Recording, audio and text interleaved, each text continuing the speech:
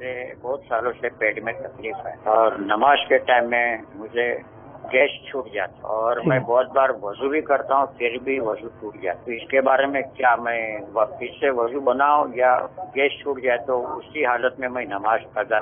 کیونکہ ریح خارج ہونے سے وضو ٹوٹ جاتا ہے. ٹھیک.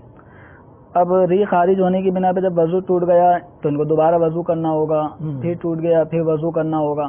اب بسا اوقات یہ ریح خارج ہونے کا عمل اس قدر کثیر کسی کو مرض لاحق ہونے کی بنا پر ہو جاتا ہے کہ وہ مثال کے طور پر ابھی مغرب کی نماز کا وقت ہے. صحیح. تو اس شخص کو وضو کرنا ہے, وضو کر کے نماز پڑھنے لگتا ہے, ریح خارج ہوئی, وضو ٹوٹ گیا تو نماز بھی ٹوٹ گئی. اب یہ دوبارہ وضو کرتا ہے, اسی دوران پھر ریح خارج ہونے کی بنا پہ وضو ٹوٹ جاتا ہے. گویا یہ پورا مغرب کا ٹائم اس کوشش میں لگا رہا کہ یہ وضو کر کے نماز پڑھ سکے, لیکن کامیابی اس کو نصیب نہیں ہوئی. پورا وقت اسی طرح گزر گیا اور یہ نماز پڑھنے پہ قادر نہ ہو سکا کہ کسی طرح وضو کر کے 3 فرض مغرب کے اس طرح ادا کر لوں کہ ریح خارج نہ ہو. یہ کامیاب نہیں ہو پایا. تو اب ایسا شخص ہو گیا معذور شرعی.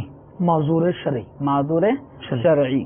اور اس کا یہ ریح خارج ہونے کا یہ جو بیماری تھی یہ ایک عذر شرعی بن گئی. ٹھیک ہے. اب حکم یہ ہے کہ جب یہ عشاء کی نماز کے لیے وضو کرے گا, اب یہ معذور شرعی بن گیا, اور معذور شرعی کے لیے حکم یہ ہے کہ جب وہ وضو کرتا ہے تو اس کا وضو اب معذور شرعی بننے کے بعد جس وجہ سے وہ معذور بنا تھا, جس وضو توڑنے والی شے کے عذر کی بنا پہ وہ معذور بنا تھا, یعنی اس کو گیس پرابلم تھا, تو اب ریح خارج ہونے سے اس کا وضو نہیں ٹوٹے گا.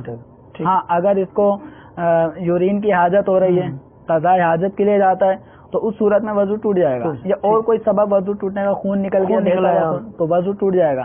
لیکن ریح خارج ہونے سے اس کا وضو نہیں ٹوٹے گا. اس کا وضو ٹوٹے گا وقت ختم ہونے پر. صلو علی الحبیب صلی اللہ تعالی علی محمد. مجھے اپنی اور ساری دنیا کے لوگوں کی اصلاح کی کوشش کرنی ہے.